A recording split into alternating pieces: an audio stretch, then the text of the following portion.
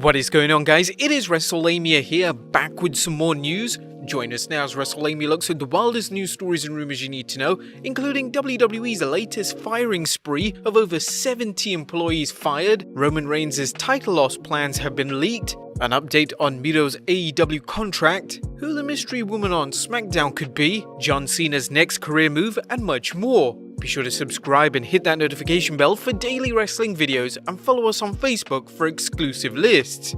Now let's hit the intro and get straight into the first story.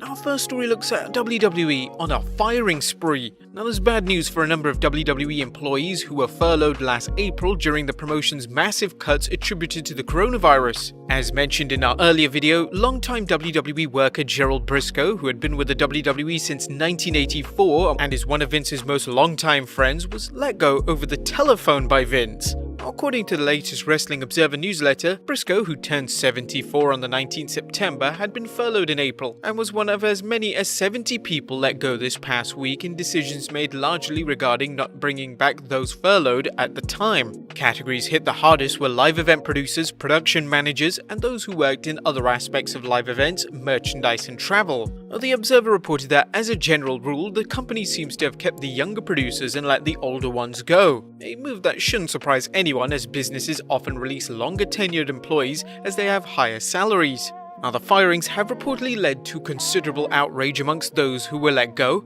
as there are claims being made that the WWE was not upfront about the possibility of being fired.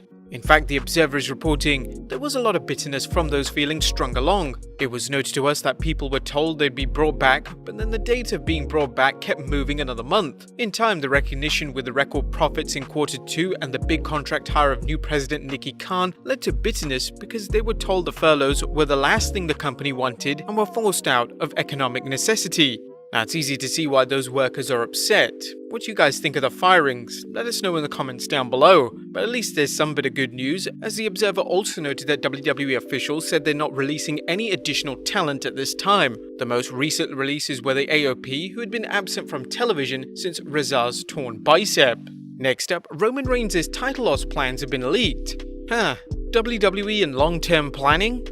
Impossible, you say? Well, perhaps not as far-fetched as you think if Sportskeeter's Tom Collihue's recent report is true. He mentioned, well, it has been made clear to me that The Fiend is endgame material, so this is the real big feud that they want to put together between these two. That said, we could see the match at any point. Such is the way of long-term planning in the WWE right now. If they need to pull the trigger ahead of time if someone is injured or someone is unavailable and they just need a big feud to fill the spot, it could be that we see this match very soon, even as soon as Hell in a Cell. Now, The Fiend vs Roman Reigns was rumored to be Reigns' ideal match for WrestleMania 36, but the WWE opted to go with Roman Reigns vs Goldberg, which never happened due to the big dog's self-imposed quarantine. Reigns vs The Fiend isn't just one of SmackDown's biggest potential matches, but a dream match in its own right. As such, Collihu thinks the WWE is going to build anticipation for the match for as long as possible. I would be surprised though to see it happen before the Royal Rumble. I think they want to keep The Fiend out of Hell in a Cell after what happened last year, and when it comes to the Hell in a Cell, The Fiend is not really made to step into that particular match.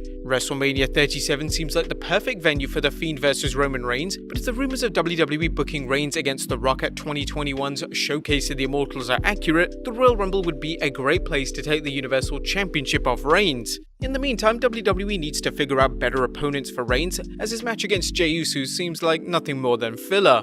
Next up, who is a SmackDown mystery woman? Fans are curious as to the identity of mystery woman in high heels being shown in vignettes on SmackDown. Although some fans suspect it's NXT's Chelsea Green, Green has denied her involvement, which of course could just be a move to throw fans off, leading to questions about potentially other candidates. According to an exclusive story at Ringside News, a source in the WWE states the woman is Carmella. However, the source noted it can always be a swerve, even to us behind the scenes. The WWE is known for working news sites and fans through so-called inside sources as well as social media, but who do you guys think the mystery woman is? Let us know in the comments down below. Next up, John Cena's next career move. John Cena's Hollywood career continues to pick up steam as the 16-time world champion will now be a game show host. According to the latest Observer, Cena and Nicole Byer, best known for Nailed It, were chosen to host a TBS remake of the TV series Wipeout. The revamped show will consist of obstacle courses that will best stamina but also create comedy. The original show aired on ABC from 2008 to 2014. It is interesting that Cena will be on TBS, the company that greenlit the competition pro wrestling show to WWE. What do you guys think of Cena being the host of Wipeout? Plus, speaking of Cena, he still looks incredible at the age of 43. I'm sure anybody at that age, including myself, would kill for that physique. Next up, AEW's ratings break 1 million.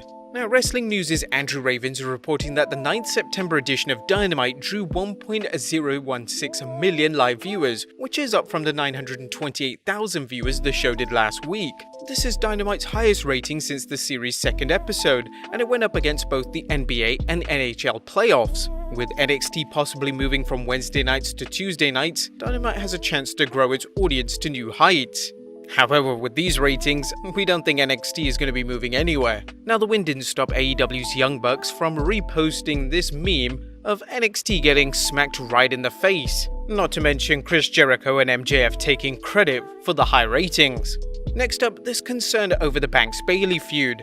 Now, the most recent edition of SmackDown finally saw the WWE pull the trigger on the feud between Sasha Banks and Bayley, with Bayley destroying her former BFF and tag team partner. However, as fans who have been keeping up with our news videos know, the WWE has been wanting to start this feud for some time, only to delay it until it had paying fans to see it. During an appearance on the Dropkick Discussions podcast, Tom Collihu talked about how there were concerns backstage that the WWE might be taking too long on starting the feud. I think there was a fear that it was just too late, or it was very much becoming too late, so they just wanted to get it done. I'm not aware that this was the original plan, as it were. I don't know what the original plan was. I do know that they needed a big match, particularly a women's match for Hell in a Cell. Last I heard, they wanted one big men's match and one big women's match, so this would certainly fill that spot, wouldn't it? We don't really have an intense feud on Raw in the women's division, and until this, we really didn't have one on the SmackDown side either, so it's good that it finally happened. Now, you may recall there was talk of the feud being a marquee match at this year's SummerSlam, but this was scrapped after SummerSlam could not be held in front of paying fans.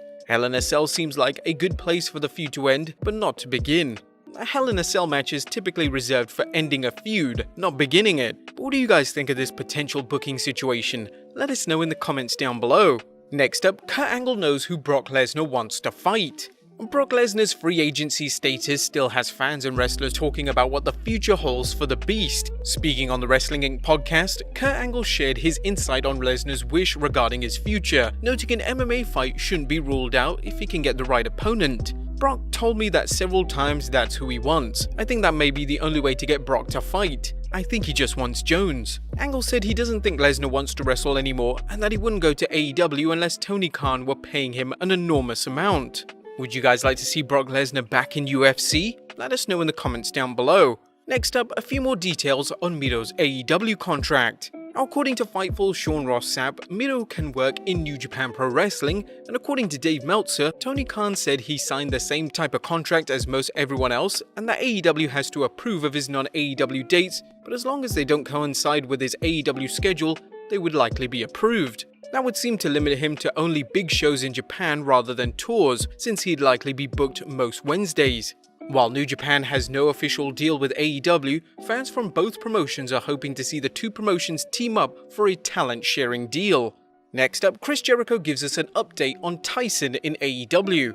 AEW fans are curious whether Chris Jericho will wrestle boxing legend Mike Tyson, something the promotion teased but then pulled back on. During a recent chat with Sports Illustrated, Chris Jericho explained why the match hasn't happened. We were negotiating and trying to figure something out with him, and we still are. It didn't happen in the time frame I envisioned. That's why after me and Orange Cassidy did the first match, there was no reason to end it. So let's do a second match. That was originally going to be some kind of gimmick match, so to speak. Then the Tyson thing got pushed back again, so we decided to do the second match and have the rubber match at the pay-per-view if needed. Now, even though Tyson's best days are behind him, his presence at an AEW pay-per-view would likely bring in extra views.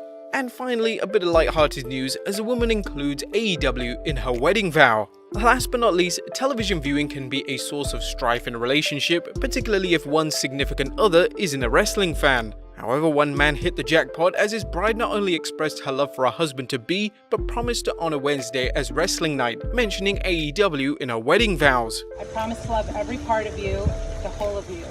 I promise Wednesday nights are for your wrestling AEW night. I promise to accept all wrestling memorabilia in our house. But mostly I promise to honor you and to see you, all of you, every day. To support you, to lead and follow, and to always be your best friend. I'll always be your home. But there you have it, guys, the wildest news stories and rumors you need to know. Be sure to leave your comments down below, subscribe if you haven't already, follow us on Instagram and Facebook for exclusive lists, and I'll see you next time with some more wrestling content.